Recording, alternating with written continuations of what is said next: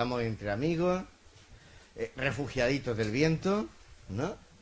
Y bueno, pues esta charla, esta ponencia que yo voy a dar esta mañana, se entronca pues dentro de este foro sobre turismo, y es una ponencia que hace años yo creé, he ido cambiando, modificando, sobre la base del turismo cultural y del turismo histórico, a petición siempre de Aureliano Martín, que bueno, que es el que ha propuesto este ciclo. Realmente el turismo cultural está hoy muy de moda, todo el mundo hablamos de él. Muchas veces es un discurso totalmente ficticio, otras veces es un discurso real, porque realmente hay una cosa que todos tenemos que tener clara. Si uno tiene un gran monumento, una gran pieza, esa gran pieza vertebra todo lo que tiene. Es decir, Granada tiene la Alhambra y la Alhambra vertebra su discurso, eso es completamente natural, como el Escorial vertebra el discurso de San Lorenzo, ¿no? Hay gente que sin discurso ninguno lo crea, echándole naturalmente muchísimo dinero. A veces tenemos esos centros de interpretación en los que no hay ni una sola pieza, no hay más que fotografías, y uno dice, bueno, ha venido uno aquí, ¿hasta aquí para qué? Si aquí no hay nada, esto lo hubiera encontrado igual en internet o en un libro. Pero también están las ciudades como la nuestra, que tienen una serie de cosas y que ha sabido a medias o no ha sabido aprovecharla y crear un discurso con ellas. Cuando estas veces que hemos ido haciendo esta ponencia para distintos cursos y tal, lo que yo quería explicar es que uno puede elaborar un discurso con lo que tiene, enfocarlo a distintos sitios con las mismas piezas, con lo mismo que tenemos. Es decir, lo que yo les voy a hacer es una propuesta de enfoque que a mí me parece que es vendible, que es fácilmente vendible y que no necesita una gran inversión. Que no es más que venderlo con un discurso diferente. Y eso entra dentro, como digo, del turismo cultural, del turismo histórico, y podríamos llamarlo turismo militar, porque efectivamente en otras ciudades, en otros países, en otros continentes se habla del turismo militar. Se habla en Cartagena, en España, se habla en Puerto Rico, se habla en Malta y se habla en muchísimos lugares.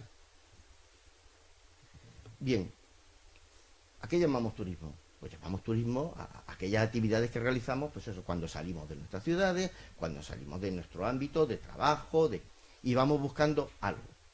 ¿Con qué fines?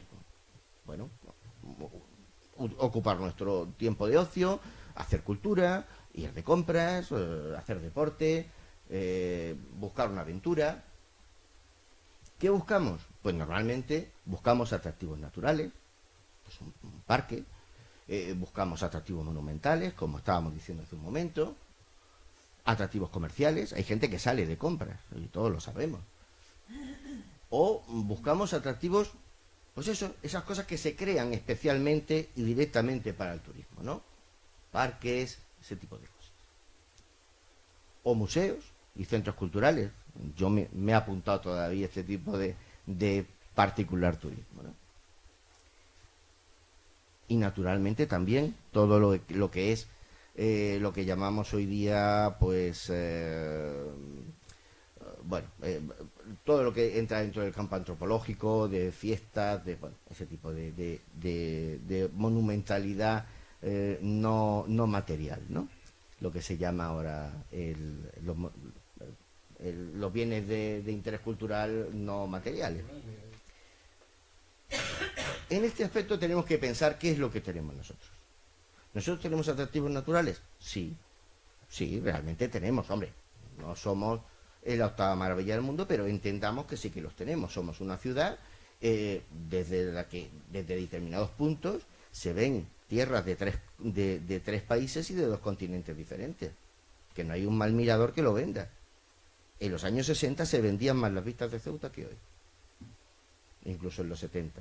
Ahora mismo no hay en ninguna parte nada que nos diga, desde aquí usted tiene esta vista, desde, por ejemplo, usted se sube a la Tortuga y tiene una vista de 360 grados sobre el estrecho, que es espectacular y que no tiene No, nosotros no hemos vendido eso. ¿Tenemos atractivos monumentales? Pues sí, y últimamente pues a veces casi nos parece un parque temático, pero efectivamente tenemos. ¿Tenemos atractivos comerciales? Pues efectivamente los tenemos, porque todo depende del público al que vamos dirigidos. A lo mejor naturalmente por una persona que viene de Madrid, ¿no? Pero todos sabemos que buena parte de la gente que viene todos los fines de semana de Marruecos, de Casablanca, de Rabat, viene buscando el comercio de Ceuta. Luego, no es un problema de lo que tenemos, es un problema de que encontremos el público y nos dirijamos a él para que venga, porque hay ese público. ¿Tenemos atractivos creados para el turismo? Pues sí, algunos nos costaron mucho dinero, a lo mejor no los hemos sabido vender bien, pero ahí están, es una realidad. Y de hecho, pues la gente que entiende de la obra de César Manrique sigue diciendo que nuestro parque está mejor que el de Canarias, está más cuidado que el de Canarias y eso está más atractivo. Sin embargo, nosotros nos ha faltado siempre, yo creo, discurso. ¿Atractivos museísticos? Pues también los tenemos, naturalmente que los tenemos. Tenemos algunos museos que realmente merecen la pena. Y sí, tenemos una Semana Santa razonable, un carnaval razonable, porque esta ciudad lo celebra absolutamente todo. Es cierto que lo tenemos. Y también tenemos otras cosas que luego veremos que están ligadas al ámbito militar, a las que nos vamos a... Lo que hay que pensar es si todo esto es suficiente. Cuando uno trata de crear un discurso, tiene que pensar eso. Bueno, todo esto tiene potencia, ¿es suficiente para que alguien se desplace a la ciudad? Pues la cuestión está en crear un discurso complementario y un discurso, pues como en otra época se ha hecho en turismo. No es lo mismo el discurso que tú tienes por una persona que va a venir por la mañana y se va a ir por la tarde, que el discurso de una persona que se va a quedar un fin de semana o que se va a quedar una semana. Porque no es lo mismo tampoco el que viene a Ceuta Exprofeso que el que utiliza Ceuta como vestíbulo para ir a Marruecos, pongo por caso, o para ir a la península, porque nosotros seguimos siendo un punto de enlace de doble recorrido, de norte a sur y de sur a norte, que eso tampoco se nos puede olvidar, porque creamos a veces unos discursos solo para nosotros o solo para un público que a lo mejor, pues esas familias que vienen a Ceuta solo vienen en determinadas festividades de la ciudad porque están relacionadas con nosotros, o los viajes del inserso, y luego no tenemos más nada, y a lo mejor tenemos abandonado otro público que sí está viniendo durante todo el año. ¿Se ha trabajado en ello? Pues evidentemente sí, pero claro, es que falta mucho dinero y hace falta proyectos muy definidos. O tal vez no, que es a lo que yo voy al discurso. Que yo pienso que es mejor potenciar lo que uno tiene, crear un discurso con lo que uno tiene, que partir de cero. Porque partir de cero siempre es más caro y siempre es más difícil. Y además, todos lo sabemos, si ese proyecto no tiene una firma y no es una gran firma, eso no atrae. Está claro que si César Manrique hubiera sobrevivido a la inauguración del parque y hubiera venido 8 o 10 veces, el parque hubiera tenido mucha más potencialidad de la que tuvo. Eso es una realidad. Hablando, por ejemplo, de otra cosa parecida, es decir, y no porque no esté, pero el proyecto de la plaza y del centro del Rebellín, bueno, pues estamos hablando de un arquitecto portugués de fama internacional y sin embargo nosotros no nos estamos relacionando con las rutas que hay, por ejemplo, para ver su obra por todo Portugal e incluso por España. Entonces eso es el tema del discurso. La construcción del discurso es una cosa que es muy antigua, que en los años 20 y 30 había montañas de países creando sus propios discursos, como es por ejemplo el Premio de Mónaco. Pero recordemos que es que a mitad de los 20 es cuando se crea el Real Patronato de Turismo en España, se crea también su sección en Marruecos, y hay un diseño de una política turística en España a mitad de los años 20. Es decir, esto de nuevo no tiene nada. Y en Ceuta lo ha habido. Hemos tenido muchas campañas, bueno, en ocasiones con un discurso, pues eso, globalizador, atractivo. Bien, lo que pasa es que son efímeras. A mí me da la sensación de que muchas de estas cosas, si uno no tiene un proyecto a medio y largo plazo, pues se pierden. Se pierden porque es natural, porque las cosas necesitan continuidad. Actualmente lo que está de moda, todos lo sabemos, es el turismo cultural. El turismo cultural es muy difícil, no es fácil. Nosotros, como tenemos aquí Málaga y estamos viendo todo lo que Málaga ha creado, nos parece que es muy sencillo. Recordemos que el Chillida Lecu partió con muchísima más fuerza, con muchísimo más apoyo nacional e internacional, y se hundió. Y se hundió, porque no estaba en el sitio adecuado, porque era complicado ir y venir, porque, bueno, por muchísimas razones. Es decir, el proyecto cultural es complejo, pero el turismo cultural es lo que ahora mismo está moviendo a la gente. A Málaga la ha transformado de medio a medio. Es decir, hoy en día, con 50 veces más plazas hoteleras, a veces no hay forma de conseguir hotel en Málaga. Y eso es una prueba. Es decir, hay un montón de museos y todos ellos están llenos. O sea, funciona. Claro, para crear un discurso uno tiene que estudiarlo, tiene que elegir un periodo o una temática, algo. Entonces, ya digo que esto no es esto es que dentro de esos proyectos que Aureliano ha ido haciendo en los últimos años, pues él fue repartiendo posibilidades de discursos que se podrían vender a Ceuta. Y yo establecí que es uno que me parece razonable dentro de una ciudad de frontera. Turismo militar, Portugal lo lleva vendiendo muchos años. Esto es uno de sus carteles, la campaña del 2007-2008. No es ni nueva, pero sigue en vigor y sigue funcionando. Y no es un país que uno relacione con el elemento militar, en absoluto. Cuando hablamos de turismo militar, lo que primero que pensamos es en esto, en los cementerios de la Segunda Guerra Mundial, que también podríamos nosotros, los tenemos. Tenemos un cementerio, hombre, no es el de Melilla, que es inmenso, pero efectivamente tenemos monumentos militares antiguos y nuevos que, bueno, tienen su lectura. Lo que realmente nosotros podemos vender es que somos una plaza militar fortificada. Eso es lo primero, es la base de todo. Y es algo que es indiscutible porque está ahí. Porque no tenemos que recrear nada, no tenemos que hacer que recrear una muralla, no, nosotros seguimos siendo una ciudad amurallada y la ciudad del siglo XVI, XV sigue siendo reconocible en la de hoy. Y eso ya es algo. Naturalmente no somos únicos. A mí eso sí que me fastidia. Efectivamente tenemos un foso navegable espectacular, pero hay otros fosos navegables en Marruecos, hay fortificaciones tan importantes o mejores que las nuestras, en Malta, en Portugal, pero nosotros tenemos unas grandes fortificaciones, espléndidas y bastante bien conservadas, porque en los últimos años se ha hecho un esfuerzo por parte del Ministerio, por parte de la Ciudad Autónoma, por parte del propio Ejército, que es vendible fácilmente porque está ahí, no hay. Además, el no ser únicos es bueno. Es bueno porque permite compartir experiencias, porque permite meterse uno en una ruta. Si hay una ruta de fortificaciones del campo de Gibraltar, como hay ahora mismo mucho interés por el tema de las fortificaciones de la Segunda Guerra Mundial y de la Primera Guerra Mundial, que nosotros también tenemos, podemos estar entroncados ahí. Si hay una ruta de fortificaciones del norte de África o una ruta mediterránea, nosotros podemos estar ahí, perfectamente. Es decir, que es bueno, que no hay que estar obsesionados por tener algo que no tenga nadie, aunque nosotros efectivamente seguimos teniendo un foso navegable fantástico, que funciona, que sigue siendo necesario 500 años después. Y eso es indiscutible.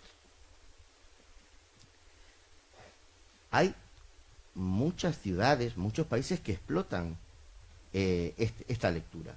El caso de la línea entre Alsacia y Lorena, que explotan el turismo militar en los escenarios de las dos guerras mundiales. Lo podemos encontrar en Internet. Es un discurso perfectamente hecho. Y en Estados Unidos, por ejemplo, hay museos militares que son de los principales, de los más apreciados. Y no solo en Estados Unidos, en Francia, en Ucrania, en Malta, en Gran Bretaña, pero también en España. Porque uno entiende el discurso de Cartagena sin el discurso militar, o el de San Fernando, o el de León, o el de Toledo, ¿no? Y más cercano, en nuestras propias rutas, Melilla, Gibraltar, Arcila, Essaouira, ¿qué venden? Turismo y fortificaciones. Claro, porque es lo que tienen, porque son plazas fortificadas, como hemos sido nosotros. Claro, si uno establece un discurso tiene que pensar si tiene o si no tiene destinatarios. El destinatario es importantísimo siempre. Ya digo que no es lo mismo el Corte Inglés mirando hacia Algeciras, que ya tiene uno, que mirando hacia Tetuán, que no lo tiene. Es que claro, es que es diferente, uno tiene que pensarlo. Entonces, bueno, yo pienso que hay muchos aficionados a la historia de las fortificaciones. También pienso que hay muchísimos militares en activo, retirados, y gente de aficionados a los temas militares que se mueven, que además es gente que tiene un nivel económico medio alto y que funciona. Lo vemos aquí, lo vemos cada vez que hay una festividad especial de la Legión o de regulares, como la gente viene, y no pocos, y es gente que viene a los hoteles de la ciudad, que come en los restaurantes importantes, que deja dinero.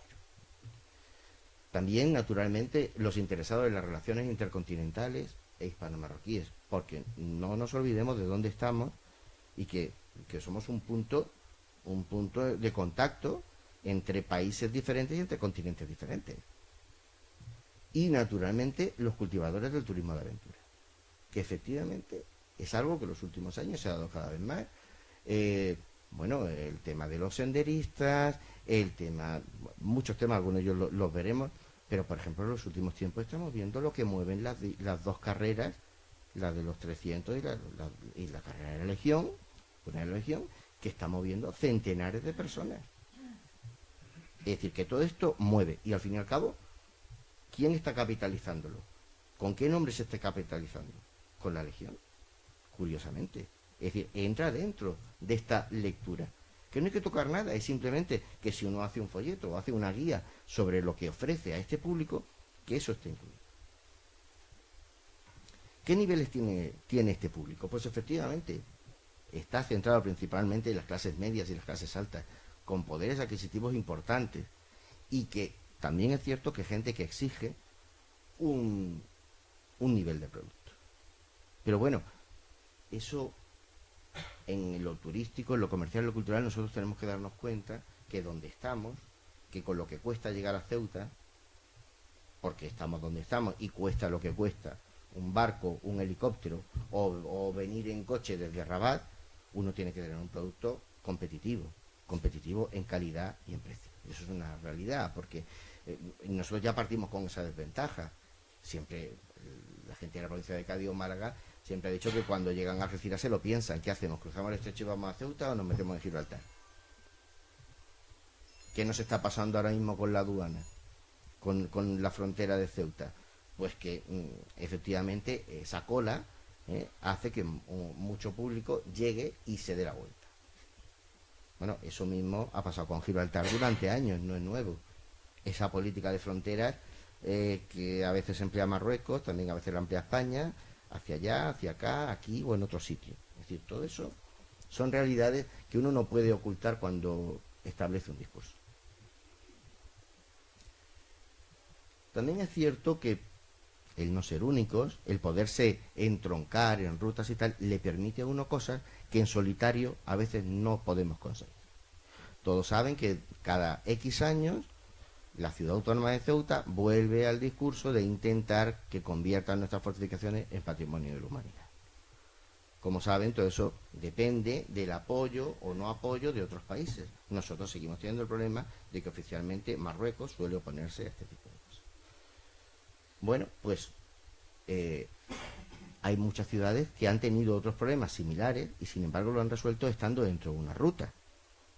Por ejemplo, pues bueno, no había forma de declarar cada una de las fortificaciones Vauban que había en Francia, pero se hizo una ruta y quedaron todas incluidas. O lo mismo ha pasado con Ibiza, pero por ejemplo no lo ha conseguido en los últimos años ni Badajoz ni Ceuta. Pero el tema de la ruta de fortificaciones funciona. Y no nos engañemos que ya Melilla ha conseguido cosas que nos han negado durante años y sin embargo lo hemos conseguido en un proyecto global. Por ejemplo, Antonio Bravo Nieto, que es doctor en historia, actualmente el director de la UNED de Melilla, en los últimos años ha capitalizado proyectos sobre el tema de la arquitectura. Y no había forma de declarar a Melilla en el ámbito en el ámbito arquitectónico, de conseguir subvenciones, de conseguir proyectos para Melilla y para Ceuta, eso porque Marruecos se oponía. Sin embargo, Antonio creó un discurso que era el de arquitectura y ciudades hispánicas de los siglos XIX y XX.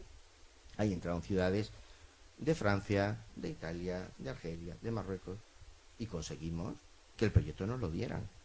Y en ese libro está Ceuta y está Melilla. Es decir, que a veces lo que uno no consigue solo y lanzándose en directo y contra la portería, pues a veces para algo están los laterales, para llegar a la portería por otros cauces. Entonces, todo eso hay que pensarlo. ¿Se ha conseguido mucho? Sí, se ha conseguido mucho en el tema del reconocimiento de las fortificaciones de Ceuta. Naturalmente, desde el año 49 la Declaración General pues afectaba a Ceuta y incluía a Ceuta. Pero a partir de la ley del 86 nuestras fortificaciones estaban mucho más protegidas y bueno, luego después con el tema de la catalogación de los BIC, que fue un gran esfuerzo de la consejería, bueno, pues hoy en día el conjunto monumental, por ejemplo, está declarado y prácticamente todas nuestras fortificaciones están declaradas y en catálogo, pero a nivel nacional. Volvamos atrás, porque cuando decimos que tenemos fortificaciones de todas las épocas, ¿es verdad o no es verdad? Pues sí que es verdad, porque es cierto que algunas a lo mejor no se ven, porque la muralla que defendía las factorías de Salazón, que se descubrió en el Paseo de las Palmeras, pues no se ha podido dejar vista. Pero, sin embargo, el descubrimiento en los últimos años de la muralla califal ha sido un cambio notabilísimo. Es un atractivo que la gente hace cola para entrar, hace cola para reservar, llaman desde distintas ciudades, es decir, bueno, Fernando Villada, que está aquí, lleva años defendiendo esto, y con esfuerzo, pero hay que reconocer que se han recibido espaldarazos muy importantes, que cuando en Medina Sidonia, en Medina Zahara o en Córdoba se defiende como el gran hallazgo califal de los últimos 100 años, ¿no? Cuando se incluye en guías, en museos, como una pieza de referencia, bueno, nosotros tendríamos que estarla vendiendo mejor, simplemente. Pero bueno, con las limitaciones que tenemos, también es cierto que es que somos una ciudad pequeña y tenemos los medios que tenemos, pero es un enorme atractivo. Tenemos murallas meriníes del siglo XIII que están ahí y que los lienzos que se conservan tienen suficiente calidad. Tenemos otros restos de fortificaciones islámicas repartidas por la ciudad que permiten hacer rutas simplemente andando por el centro de la ciudad. No hace falta más, ¿no? Los restos, por ejemplo, que están delante del Museo de la Basílica, o la recuperación de la Puerta de Santa María y de la torre en los bajos del Paseo de las Palmeras. Hay ciudades que les ha quedado una puerta de una murallita de nada y tienen hecho alrededor como si fuera, es decir, nosotros hemos ido a Ciudad Real buscando las murallas y bueno, la cosa tiene tela, porque es que no queda nada. Vamos a ver, que nosotros cuando hablamos de algunos de los restos que tenemos en la ciudad, no es un resto que te tiene que explicar con una fotografía el arqueólogo dónde están. Es que son cosas que tienen volumen. Tenemos unas murallas renacentistas espectaculares. Una escarpa y otra escarpa del foso y un foso navegable que sigue funcionando, que yo voy a poner un ejemplo, me gusta mucho ponerlo porque uno de los grandes expertos en castellología de este país, el único catedrático de castellología de este país, la primera vez que vio una fortificación desde el mar lo vio en Ceuta y se quedó alucinado. Es decir, lo montamos en el del Narigao, que para nosotros a veces hasta nos reímos, lo metimos en el foso y este hombre disfrutó como no había disfrutado en su vida. Y Luis Mora Figueroa está harto de fortificaciones por todo el mundo, pero jamás había visto, ni siquiera se podía imaginar.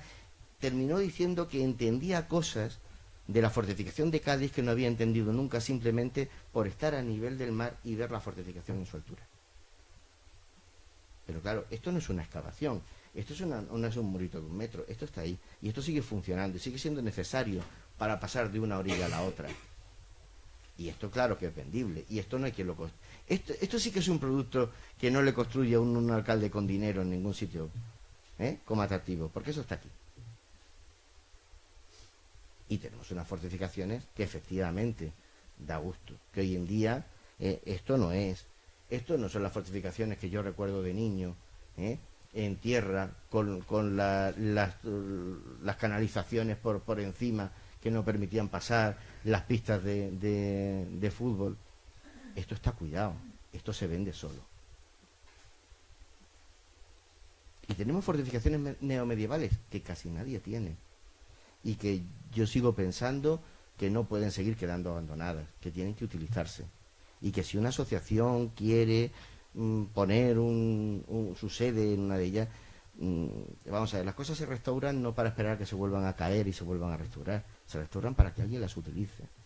Y es un mal concepto esto de estar siempre en guerra unos con otros y no hacer que si alguien presenta un proyecto razonable, pues qué digo yo, se han presentado proyectos para hacer avistamiento de aves, se han presentado proyectos en otra época para crear residencias de artistas. Bien, algunas de estas cosas, es decir, hay un montón de fortificaciones que se restauran y se vuelven a caer, como la Sirena, que no es una fortificación, pero ha ocurrido, ¿no? Y si por ejemplo el Desnarigado deja de ser museo y ese museo se traslada, ¿qué va a pasar con una fortificación como esta? No podemos dejar que las fortificaciones se nos caigan, porque además es que es un atractivo. Y tenemos fortificaciones del siglo XX, que algunas de ellas son espectaculares. La batería de Valdeaguas, con sus 2 pisos y demás, que se ha limpiado varias veces, que vuelve otra vez a quedarse una y otra vez. Todo esto hay que darle, hay que valorarlo y hay que hacer algo con ello. Las últimas fortificaciones. Esta fortificación tendría que ser el Gran Mirador de Ceuta, porque la vista que hay desde aquí no la hay desde ningún sitio. Y aquí no tienen un problema de entrar en el hacho y pedir un permiso. Esto simplemente lo que hay que hacer es hacer algo con ello, que sirva, que funcione. Y hay fortificaciones que efectivamente hay que ver dentro del hacho y tal, pero por ejemplo, esta es una de las fortificaciones, de las últimas fortificaciones que se han diseñado con unas cúpulas que se abren y tal, que ahora ya no está en uso, se puede visitar, cuando uno visita el hacho, le permiten hacerlo. Es decir, que tenemos todo un abanico que hay que explicar, porque uno no puede llegar a una iglesia y no tener una explicación de lo que hay en ella, y en un museo y no tener. Lo que hay que hacer es crear un discurso, pero es que las piezas, desde mi punto de vista, están. La potencialidad de las fortificaciones, desde mi punto de vista, es inmensa. Claro, ¿qué voy a decir yo? ¿Qué va a decir Fernando Villada? Que cada 2 por 3 nos hacemos un viaje por los sitios más raros del mundo buscando fortificaciones. Nosotros creemos en eso. Y nos encontramos con gente que va buscando lo mismo que nosotros. Por eso lo defendemos, ¿no? Ya digo, aquí hay fortificaciones de todos los tiempos, que unas se pueden visitar libremente, no necesitan nada, otras efectivamente necesitan guía, algunas están en uso, pero eso también es bueno, porque también se ve que no es algo ficticio, sino que se funciona.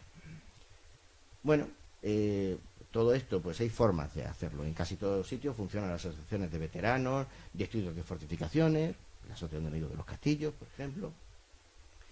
Y hace falta explicar las fortificaciones con maquetas, con planos, todo eso. Melilla potencia sobre todo el tema de la evolución de las campañas norteafricanas. Bien, es otra fórmula. También es cierto que ellos, la potencia que tiene las campañas de Marruecos en la zona de Melilla, no la tiene la de Ceuta. Pero bueno, nuestro discurso no tiene... yo quizá, a mí personalmente me gusta más el discurso no belicista, me gusta más el discurso de la fortificación. Pero bueno, son lecturas, como digo, en un discurso todo puede entrar. Todo esto se hace en muchos sitios. A nosotros nos sorprendió hace unos años en Malta cómo las fortificaciones se restauraban con muchísimos menos medios, simplemente, sobre todo lo que estaban era limpias y en uso por asociaciones de veteranos que las tenían cedidas, que bueno, que sobre todo los sábados y domingos, pues tú tenías una serie de antiguos militares que abrían la fortificación, que se la explicaban a la gente, que cobraban su entrada, pero aquello no estaba abandonado. Y eso es lo primero y principal. Es decir, cuando hay tantísimas asociaciones que no tienen local y que uno tenga fortificaciones que estén muriéndose de risa y que se vengan abajo porque nadie las usa, pues eso es un poco absurdo. Para mí, la visita desde el mar de las fortificaciones es una de las cosas más atractivas que en los últimos años se han hecho. Y yo la defiendo enormemente, tanto en el foso como circunvalando. Es cierto que, claro, los días que se puede circunvalar el Hacho son pocos, pero cuando se hace, incluso la gente que ha estudiado fortificaciones toda la vida, ya digo que se sorprende y que descubre cosas nuevas. Tenemos un territorio, el nuestro, y ubicado donde está, y con el contexto que tiene. Y eso juega a nuestro favor. Naturalmente que hay muchas cosas que, aunque no parezcan que están relacionadas, se pueden relacionar. El caso del arte y la región. Es decir, todos sabemos que en los últimos años se ha hecho una apuesta importante por traer la colección de la familia Bertucci a Ceuta. Bien, Bertucci fue un pintor que estuvo trabajando 10 años en Ceuta y el resto de su vida, desde el 28 al 55 en Marruecos. Fue un pintor que combinó su pintura sobre Marruecos con la pintura oficial. Una pintura oficial que también tiene un discurso militar, porque hay montañas de cuadros que cuentan, bueno, pues que la actividad del protectorado, tanto en su carácter galiciano como en su carácter militar. Pero tiene una lectura para ser incluido. Hay una cosa que es importante, y sobre todo en un momento en el que muchos de ellos están en malas condiciones, y es el tema de los acuartelamientos. Claro, la vida militar para mucha gente es atractiva, y verla en realidad más aún. Nosotros tenemos ahora mismo, por ejemplo, dos ejemplos de dos acuartelamientos espléndidos, un acuartelamiento del siglo XIX, siguiendo un modelo del XVIII, que se ha convertido en la sede de la universidad, en el campus. Aquí tenemos un magnífico uso y podemos ver cómo era un cuartel del siglo XVIII, del siglo XIX perfectamente, que conserva su pavimento original que tiene historia, que se puede tirar media hora contando historias, porque entiendan que esto se ha hecho guijarro a guijarro y en principio por los presos. Es decir, esto tiene, porque crear un discurso es buscarlo, como todo, pero nosotros tenemos un acuartelamiento espectacular y en uso civil, pero también tenemos un acuartelamiento regionalista espectacular, como es Regulares, en el cual hay vida, sigue Regulares ahí. También es cierto que ahí está el Archivo Intermedio Militar, ¿no?, que tiene unos jardines con unas piezas cerámicas sevillanas espléndidas con diseño de Mariano Bertucci. Todo esto es discurso. Y claro, que nos quedan otras cosas. Bueno, el que vuelva a funcionar el acuartelamiento de García Aldave, ¿no? O el uso que se está dando a lo que fue la Comandancia de Obras, un edificio del siglo XVIII, ¿no?, con piezas muy interesantes. Por ejemplo, no sé si lo saben, pero la gran historia del cuerpo de ingenieros española, en 2 tomos, las ilustraciones que utiliza para vertebrar toda la obra no son otras que los azulejos que tiene este edificio de principios de siglo de todos los talleres de ingenieros. Pero a veces nosotros mismos no valoramos nuestras cosas. Esta semana hemos tenido una presentación de un libro en el Casino Militar de uno de los grandes héroes de la independencia americana, que es un militar ceutí, Fernando de Leiva.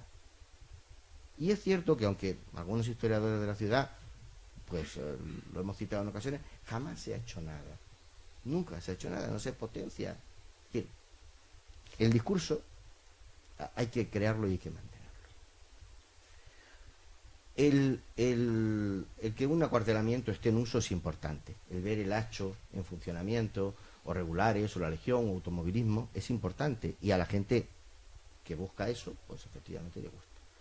Naturalmente, los tenemos rehabilitados para otras funciones, como el del Teniente Ruiz, en la universidad, y también hay acuartelamientos que están en los últimos años preparados, gracias a los programas como por ejemplo el de Ceuta Te Enseña, bueno, para que haya visitas de congresos, de adultos, de niños. Hombre, el atractivo que tiene el salón de té de regulares sigue siendo enorme. Aparte que se conserva prácticamente igual y con las mismas piezas de los años 20. Es decir, es que es una pieza de museo y está en uso. La potencialidad de los acuartelamientos es grande. Primero, por el estudio de la arquitectura militar. Segundo, por la vida de los cuarteles. Y tercero, por la asistencia a actos militares, que efectivamente, naturalmente que tiene su atractivo. Hay muchísima gente que no se pierde un sábado legionario, un viernes regular.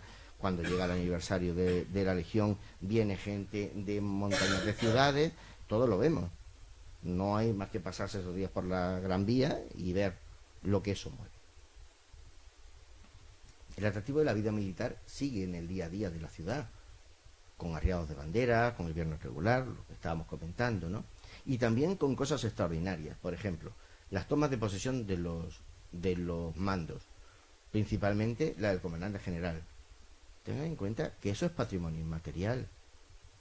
Que el comandante general reciba el háleo en la puerta de la catedral, lo lleve a África, lo entregue a la Virgen de África, es una ceremonia que en principio la entrega con ese bastón, con ese mismo bastón, se lleva haciendo desde 1415. Si eso no es patrimonio inmaterial, el bastón se le lleva entregando a la Virgen desde el siglo XVII. ¿Eso no es patrimonio inmaterial? Claro que es patrimonio inmaterial. Ahora, ¿cuándo lo vamos a vender nosotros? ¿Cómo lo vamos a vender? Pero está.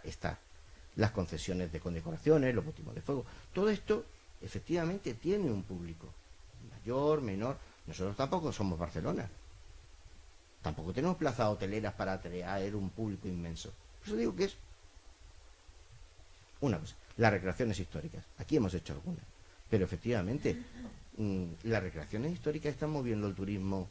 Han movido durante años el turismo en Tarifa. Lo siguen moviendo en Jaca. Son plazas militares, ¿no?, que no tienen una gran infraestructura, pero que en un momento o dos momentos al año consiguen mover un montón de gente. Algunos más enfocados al tema musical, otros más al tema teatral, pero bueno, funciona. El Día de las Fuerzas Armadas. Todos sabemos lo que genera el Día de las Fuerzas Armadas en una ciudad. Hoy día que tanto se estudia eso, que supone un congreso en una ciudad, que supone... Bueno, el Día de las Fuerzas Armadas, yo recuerdo que cuando se celebraba por todo lo alto en los años 80, las ciudades competían, las capitanías generales, había disgustos a ver quién se llevaba cada año la celebración del Día de las Fuerzas Armadas, porque mueve muchísima gente.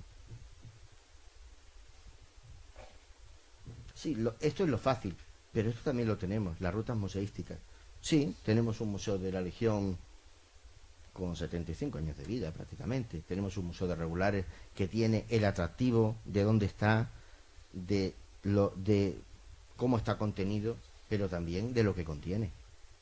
Y contiene piezas buenísimas.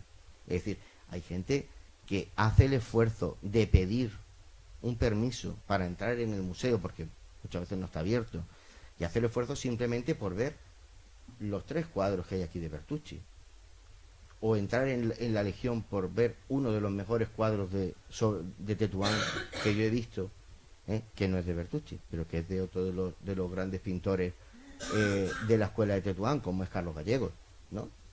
Y tenemos un museo que es principalmente el contenedor, pero también las piezas, como es el de Nariga.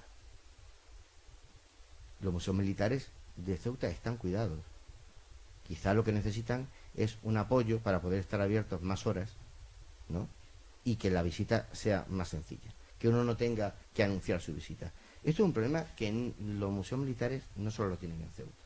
Por ejemplo, Madrid tiene varios museos militares y uno de ellos contiene una de las colecciones más interesantes de la historia de Ceuta, que es el Museo de Farmacias Militares. Ahí se contiene toda la botica militar de Ceuta que se llevó en los años 40 a Madrid. Bueno, pues ese museo también hay que pedir cita y día para poderlo ver. Todo eso en Pantana. Esto es como... ¿Por qué nos hemos acostumbrado a ir a los supermercados? Porque no necesitamos que nadie nos atienda, porque vemos lo que queremos, porque entramos cuando queremos y salimos cuando queremos. Cuando a uno le ponen para ver un museo 2 personas, que no sabe uno si le están guiando o le están vigilando, termina uno un poco cansado. Esto pasa en muchos museos militares, no solo de Ceuta, de muchos sitios. Sí, porque los museos tienen que estar abiertos y la gente tiene que tener la facilidad de escoger el momento de entrar, de salir y de ir al ritmo que quiera. Ya digo que, bueno, las rutas monumentales, pues hoy en día, la cantidad de esculturas que hay de tema militar tienen muchas interpretaciones y muchas lecturas. Y hay muchas, y no solo modernas, también las hay antiguas, ¿no?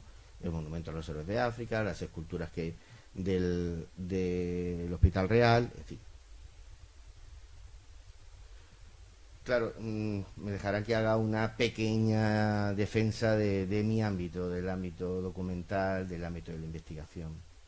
Hombre, esta ciudad tiene un archivo intermedio militar espectacular, con los fondos del Ejército del Norte de África, de Elena, que merece la pena. Pero tenemos un archivo de la Legión, un archivo de regulares. La ciudad autónoma de Ceuta tiene muy buenos fondos sobre Ceuta y sobre Marruecos y sobre el ejército.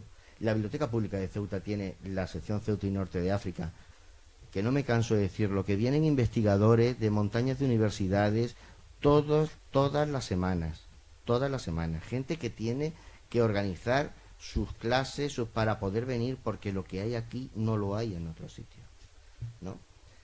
Lo mismo le pasa a la biblioteca militar y a los fondos de los museos. Todo esto hay que venderlo y tiene que estar abierto. Y uno, es decir, los archivos civiles, los archivos, bueno, están abiertos. Los de la iglesia menos, pero bueno, porque tampoco hay tanta demanda. Pero los archivos militares tienen muchísima potencia. Y hay que buscar sistemas de colaboración para que estén más abiertos aún, para que tengan mejores sistemas de reproducción, para que el investigador se sienta más cómodo y venga más a utilizarlos. Y luego hay, finalmente, cosas que en los últimos tiempos, en todas estas ciudades, se están potenciando y funcionan. El tema del turismo de aventura es, ahora mismo, vamos, no se puede discutir. El tema del senderismo, por ejemplo, como se hace en la ciudad, es grande. El tema de las escaladas de fortificaciones, tuvo algún intento, luego no ha seguido, pero podría seguirse haciendo. Bueno, y el tema, como digo, de todo el tema de las carreras y demás, que eso está funcionando de una forma, bueno, lo hemos visto este mes, ya se está preparando y bueno, la cantidad de gente que se apunta, lo que se mueve es enorme. Hay atractivos peculiares que hemos dejado de defender, como es el tema de lo que fue la guerra subterránea, las galerías de mina y de contramina. Bueno, hay ahora mismo un intento importante, parece que la consejería tiene mucho interés, patrimonio de la ciudad. Bueno, es posible que volvamos a tener por lo menos una pequeña ruta abierta. El tema de los juegos de guerra. En Andalucía se está haciendo muchísimo. Aquí no ha habido ninguna empresa que se haya animado, pero es otra cosa. Lo que sí está claro es que yo creo que este discurso es posible, es viable. Que se puede engarzar un proyecto propio y en ruta y que se puede, que esos atractivos existen, pero que desde luego hay que saber venderlos. Y hay que tener publicaciones en diferentes idiomas, no me canso de decirlo. Esta ciudad las tenía en los años 20, finales de los 20, don José Rosende, ingeniero del puerto, director del puerto, alcalde de la ciudad, persona imprescindible, hacía folletos en francés, en inglés y en alemán. Y en los últimos años brillaban por su ausencia. La última guía que hemos tenido en francés y en inglés es hace unos años. Bueno, este año hemos hecho algo que, bueno, de lo que yo me siento contento, porque realmente esto es una mini historia de Ceuta, un prontuario de historia de Ceuta, que hicimos en el año 2005 para el Día del Ciudadano, lleva más de 30.000 ejemplares, y este año hemos hecho ediciones en francés, en portugués y en inglés. Bueno, sobre todo la edición en portugués está teniendo este año, vamos, una demanda enorme. Eso quiere decir que muchas veces pensamos que las cosas no tienen demanda porque no las tenemos, pero si las tenemos al final funcionan. Y sigo pensando que lo que nos falta también es promocionarnos hacia afuera, y para eso la prensa es indispensable. Yo sigo quejándome, por ejemplo, ahora mismo, de que hemos hecho un gran esfuerzo con el tema de Bertucci, el museo y demás, pero seguimos sin salir en ninguna revista especializada de arte, seguimos sin haber salido casi un año después en ninguno de los suplementos importantes de la prensa nacional, del País, de ABC. Eso cuesta dinero, ya lo sabemos, pero es que ese dinero, es decir, si uno no invierte, no recoge resultados. Y esto es una cuestión que hay que plantearse, es decir, hay que invertir en publicidad. Y eso es necesario, porque uno puede tener un tesoro en su casa, pero de su casa no sale. Y sobre todo lo que hay que tener es ilusión. Las cosas sin ilusión no van para adelante.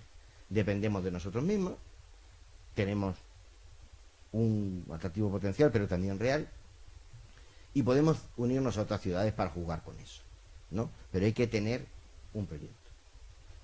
Y eso no es vender humo, simplemente pues tener un proyecto. Y nada más, esa es la propuesta, que dentro de otras muchas propuestas y tal, como un ejercicio que nos planteamos, a petición de Aureliano, unas cuantas personas, pues bueno, planteamos una serie de relecturas de lo que tenemos para hacer un proyecto turístico. Y a mí me tocó esta, que yo jamás hubiera pensado que iba a hablar de turismo militar, pero bueno, lo llevo haciendo unos pocos de años por culpa de ella. Así que muchas gracias.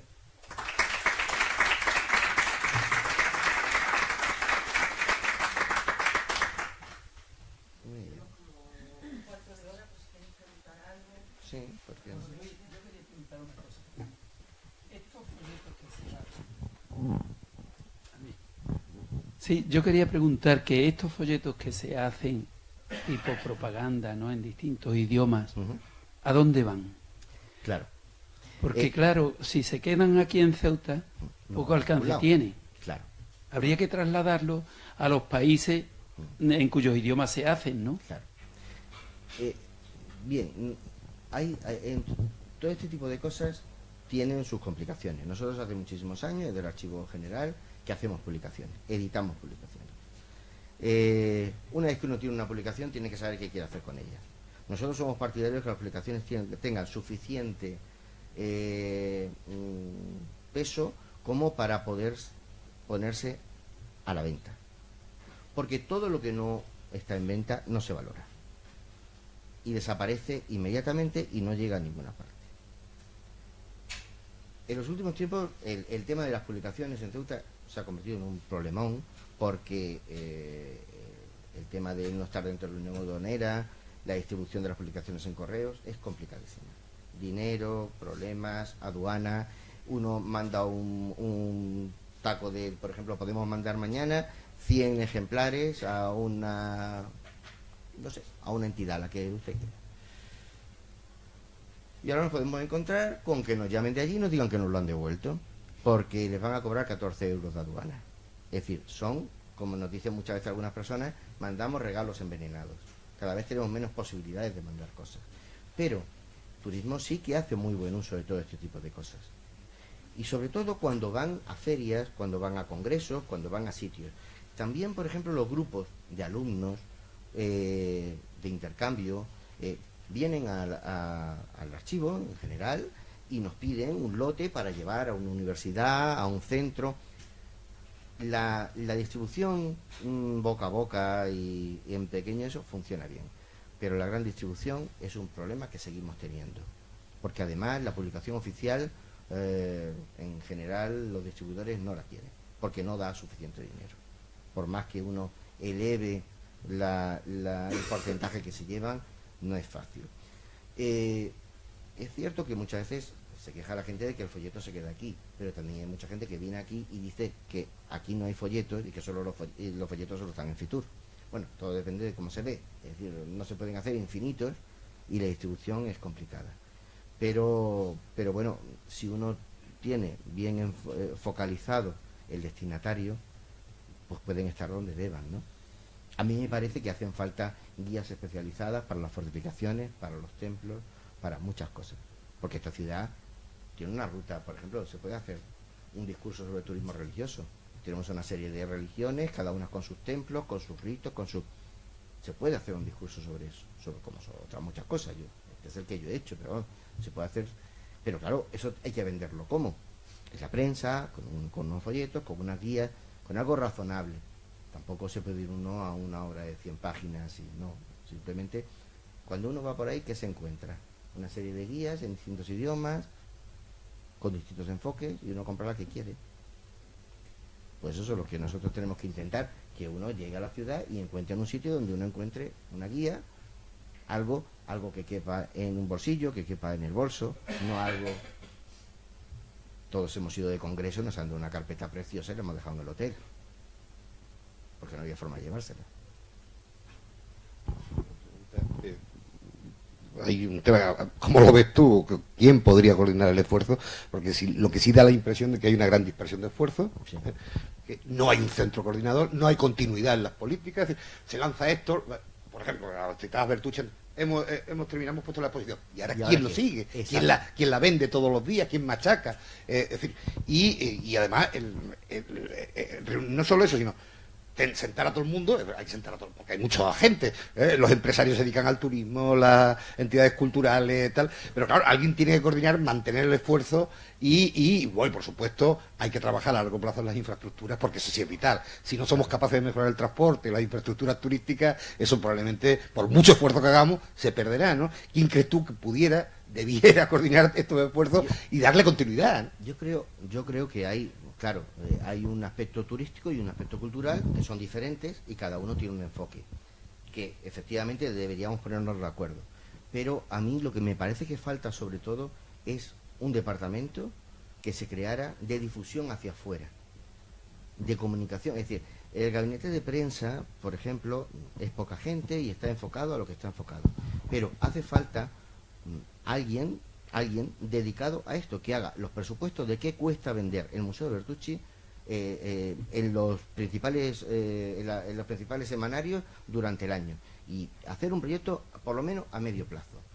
Nosotros, la cultura no funciona a golpe de 4 años como las elecciones políticas. La cultura no puede funcionar así, porque nosotros desde que reclamamos una infraestructura, la que sea, esta misma biblioteca, hasta que se consigue los presupuestos, se monta y se hace, pueden pasar 8 años. En la cultura no funcionamos con la rapidez que funcionan en otros ámbitos. Entonces necesitamos que haya gente que coordine fuera de la responsabilidad política para que tenga continuidad. Me parece que hace falta más técnico y menos político en todo este tipo de cosas, y más coordinación, pero esa es mi idea. Disculpa. Mira, me he quedado gratamente sorprendido. Ya sabía que Ceuta tiene una gran potencialidad, ¿no?, como ciudad turística, pero bueno, cuando he visto algunas cosas me he convencido aún más, ¿no? Yo era simplemente hacer un pequeño inciso sobre el tema de la promoción turística, digamos. No podemos olvidar que hoy en día la potencialidad de las redes sociales, la potencialidad de Internet, o sea, de poco sirve tener, como bien han dicho, un folleto aquí en medio de la Gran Vía si nadie lo ve. Entonces hay ahí un elemento importante que además se está utilizando de forma cada vez más normal por parte de las ciudades, por parte de quien quiere hacer promoción turística, que son las redes sociales e Internet, ¿no? Desarrollar apps específicas. Ya no es que haya que hacer una guía de bolsillo, es que usted que vengo aquí con mi móvil, que venga a un punto con un QR, que enfoco y que me cuente la historia, ¿no? Entonces yo creo que por ahí no son proyectos demasiado costosos, no. a diferencia de lo que mucha gente puede pensar, con pequeñas inversiones se pueden hacer cosas muy interesantes, y por ahí yo creo que sería una vía en la que tendría la gente que empezar a pensar, ¿no? Sí, efectivamente, me parece que es totalmente así.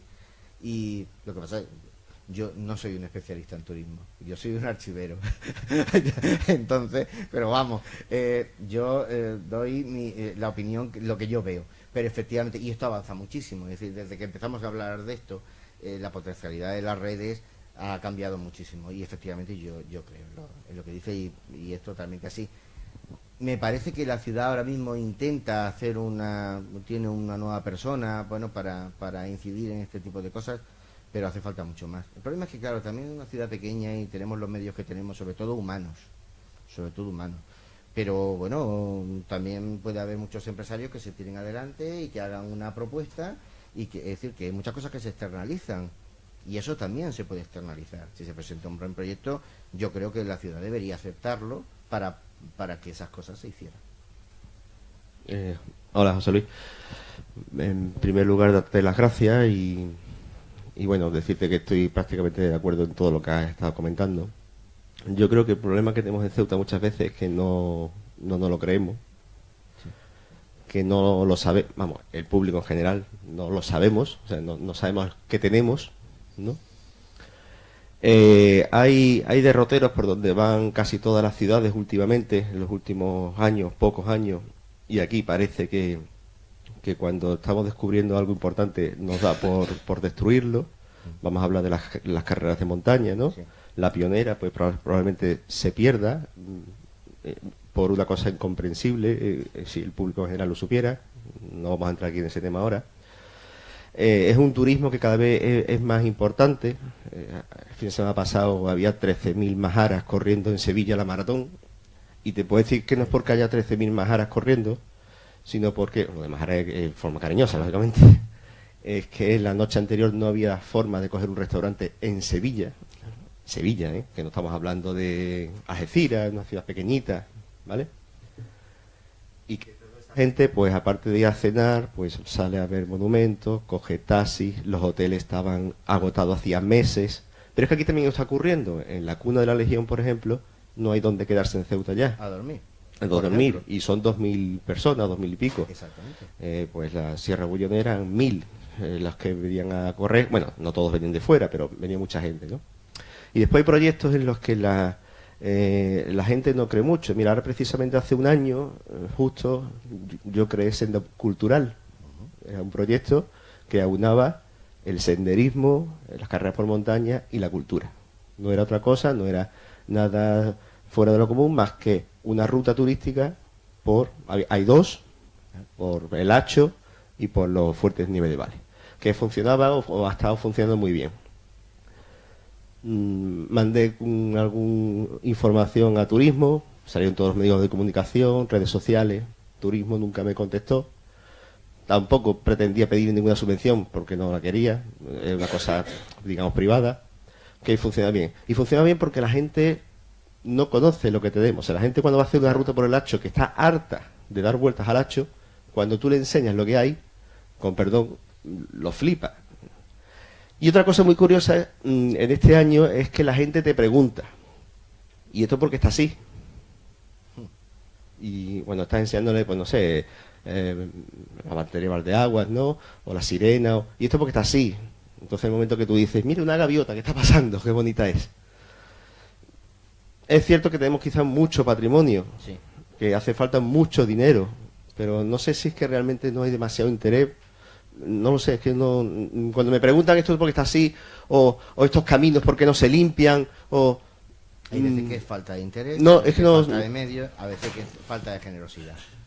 Porque la sirena no se debía haber dejado que se volviera. Yo creo que de la sirena nunca lo he entendido. Por ejemplo. Lo de la sirena es una cosa que no he entendido, ¿no? Yo también. Ni la batería, ni nada de eso. Valdeaguas, por ejemplo. Sí, no, cualquiera de ellos. Entonces, quizá también es un poco la clave lo que acabáis de decir, ¿no? Ese organismo. Falta ese organismo de coordinación, ¿no? Y de que hable, o sea, vamos a sentarnos la gente de deporte, de turismo, de patrimonio, y alguien que diga, vamos a darle vueltas a todo, ¿no? No sé. Sí, yo estoy de acuerdo contigo. Es un problema muchas veces eso, de coordinación más que de... Porque, hombre, no tenemos unos medios enormes, pero hay suficientes medios. Lo que pasa es que a veces pues no somos capaces de organizarnos entre nosotros mismos. Y lo más curioso es que muchas veces, incluso dentro de la misma institución, ¿no? Que es lo más peculiar. Pero bueno. Me es muy curioso eso que me has dicho antes, porque es cierto, vas a cualquier sitio y hay una pared con un boquete. Claro. Una pared con un boquete. Sí, sí. Y es el castillo de no sé qué. Ahora eso sí, con su cefe, su cafetería, sí. Exacto. ¿Vale? Y aquí vas por el monte o por el Hacho, que hay, como tú dices, en 3 dimensiones, o sea que no es nada. No es una foto en ningún lado. Yo, por ejemplo, hablando de otra pieza, ¿no? De las que nos sentimos orgullosos y que a mí me sigue pareciendo que no se le da suficiente potencia. Yo doy muchas conferencias sobre historia de la iglesia de Ceuta, fuera, en la diócesis de Cádiz, y yo cada vez que pongo las fotos del Museo de la Basílica, la gente alucina. Y tenemos personas que nos mandan, es decir, aquí vienen gente bastante notable y bastante importante muchas veces a verlo, y llama la atención. Y una de las personas que más entusiasmado está con el Museo de la Basílica es el nuncio de su entidad en España, el Monseñor Fratini, que manda cada 2 por 3 a algún obispo despistado que en cuanto viene por acá dice: cruza Ceuta y vete al Museo de la Basílica. Y es que es cierto, es que tenemos cosas que no vendemos bien, pero que si las vendiéramos, pues, y son muchas. Lo que pasa es eso, que nos falta el discurso y nos falta la promoción, porque hay que gastarse dinero en promocionar. Y es cierto que ahora no es tan necesario echar tanto dinero gracias a las redes, y en eso estoy totalmente de acuerdo, pero hay que diseñarlo bien y hay que diseñarlo de forma atractiva. Y continuo, como decía. Claro. Porque todos sabemos que por muy hartos a lo mejor que estemos de escuchar todo el día el tema de los catalanes, todavía el anuncio de las pizzas de Tarradella no sigue siendo simpático. Es decir, el tío que ha hecho el anuncio es bueno, porque es el único que decimos, bueno, pero vamos a seguir, no vamos a hacer lo que dicen ellos de vamos a consumir productos de proximidad. Entonces, vamos a ver, cuando el publicitario es bueno, el publicitario vende lo que sea, vende lo que no hay, pero es que nosotros algo tenemos. Sí, José Luis, yo quería, por lo que veo, sigues con tu actividad y tienes una cosa, yo te he escuchado esto varias veces, pero siempre dices algo nuevo. Claro. Algo nuevo y me tienes... La culpa es tuya. La culpa para el siguiente año te volvemos a encargar lo mismo, ¿no? Bueno, yo de todo lo que estoy viendo, lo que se ha hablado hasta ahora y lo que se espera por hablar, es decir, yo lo que estoy sacando una conclusión, a ver si coincidimos, de varias cosas. La primera cuestión es que todos lo que reclamamos es que lo primero que hay que hacer es creerse lo que tenemos. Sí. La ilusión en creernos lo que tenemos, que el problema es que cada vez que yo veo esto plasmado aquí, lo veo, es decir, tenemos muchísimo, pero es que la gente aquí me da la impresión de que no somos conscientes, no se es consciente el gran público de que tenemos eso y tenemos esa potencialidad, ¿no?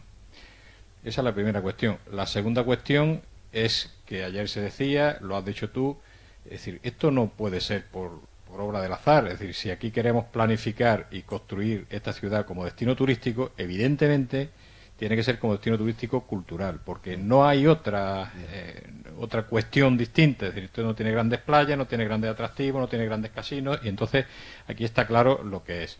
Y para eso se necesita planificar, y para planificar se necesita un organismo planificador, en el que estén todas las partes interesadas, como ayer reclamaba el secretario de los empresarios de Andalucía, todas las partes es todas las partes, sin sectarismos. Y todas las partes significa buscando el bien de su ciudad. Y el bien de su ciudad es que vengan fondos, que haya desarrollo económico, que haya trabajo y que todo el mundo pueda vivir de esto. Y eso es posible, ¿no? Entonces esa es la segunda parte. Y la tercera parte, que yo veo lo que habla de la ilusión, nosotros cuando a nuestros estudiantes les hablamos de emprendimiento, siempre, al menos yo, explicamos una cosa, y es que precisamente el emprendedor se le distingue porque cuando fracasa lo utiliza como una oportunidad para continuar. Eso es lo que aquí yo estoy viendo, es decir, que a pesar de todo que venimos diciendo esto desde hace muchísimo tiempo, pues sigue habiendo foros, sigue habiendo gente que creen o que creemos en esta ciudad, y yo creo que eso va a ser, entiendo yo, la semilla. Yo es que soy muy optimista, pero eso puede ser la semilla, debe ser la semilla de que esto tenga algún futuro. Cuando yo veo todo este patrimonio, y ya termino, cuando veo todo este patrimonio que tiene Ceuta, yo lo que digo es, si supiéramos poner en valor esto, supiéramos crear ese mensaje, vosotros de verdad creéis, los que estáis aquí, que una persona que quiera venir a ver esas obras que tenemos en esos museos militares o incluso museos religiosos o esas actividades, ¿le va a importar de verdad pagar 15 euros más en el barco? Con eso no estoy diciendo que no haya que abaratar el barco, pero quiero decir que eso en último extremo es lo menos importante, y quizás por desconocimiento claro, se pone como que el problema fundamental de Ceuta es el barco. No, el problema fundamental de Ceuta no son solo la carestía de los transportes. El que quiere ir a un sitio, le cueste lo que le cueste, como el que quiere dar una vuelta en Nueva York en un helicóptero que le cuesta $500, paga $500 porque está 20 minutos dando una vuelta en Nueva York. Y entonces, que te parezca caro 50 euros por ver el estrecho, ver Ceuta y ver el mar y la tierra de la forma que lo vemos, Pues ese espectáculo, hombre, que nos parezca caro eso, Pero cuando, me parece... cuando tú vienes y no sabes ni siquiera qué vas a ver, Exactamente, esa es la cuestión. cuando tú vienes a ciegas, Aureliano, que es lo que pasa muchas veces.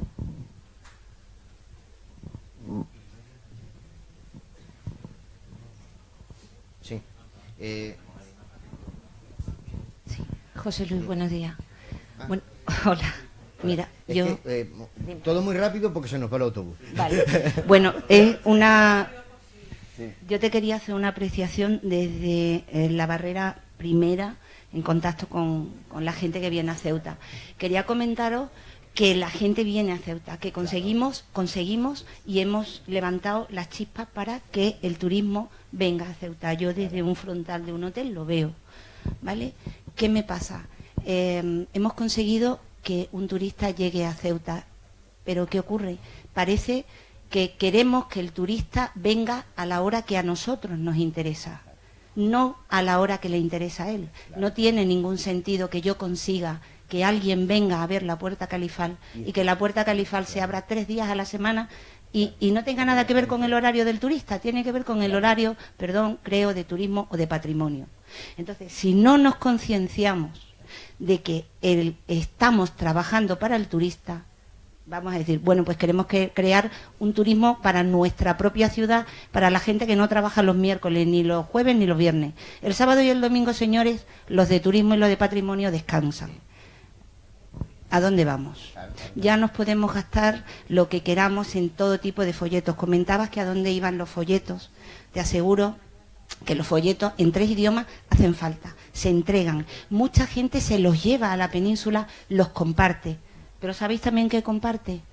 A través del WhatsApp, sí, he venido a ver el museo militar y tal, pero está cerrado, pum, foto en el WhatsApp, está cerrado. Baños romanos, sí, pero no se puede, baños árabes, sí, pero no se puede entrar, están cerrados, pum, foto en el WhatsApp. He venido, sí, estoy viendo las murallas, pero es que el museo no tiene guía, por ejemplo. La Basílica Tardorromana, jolines, si es que parece que está entrando uno en un patio raro, me da miedo entrar por aquí, porque no está señalizado como Dios manda, ¿sabes? Entonces, ¿para qué estamos trabajando? Pues ¿Para nosotros mismos la tenemos, o para el turismo? No sabemos jugar con ella. Y no te imaginas, otra cosa que se vende mucho y que se hace, la gente cuando viene, manda los paisajes por WhatsApp, manda nuestro horizonte, manda la puesta de sol, manda la foto de la mujer muerta desde Benzú, manda la foto del té que se están tomando, ¿vale? Todo eso vende y hay muchas personas que se están planteando en Semana Santa, ¿a dónde voy a descansar? A ciudades tranquilas como Ceuta, donde puedo disfrutar de un paisaje, donde tengo un patrimonio histórico impresionante. Está la Puerta Califal, pero si vienen y se encuentran que está todo cerrado, nosotros les marcamos rutas de tapas, rutas de templos religiosos, rutas de museos. Se van encantados con su plano, con todos los circulitos hechos. Cuando vienen, bueno, ¿qué tal? Pues todo muy bonito, cerrado. Pero no hemos visto nada, estaba todo cerrado. Claro. Es un problema muy serio. Si no abrimos los sábados, los domingos, los lunes, si no abrimos cuando el turista está aquí, ¿para qué lo queremos traer? Estoy de acuerdo. Estoy de acuerdo, el autobús sale. Yo no voy a hablar, simplemente el próximo día sí voy a hablar del patrimonio y luego con el respecto a la educación, ¿vale? No, tranquilo, amigo. Enhorabuena.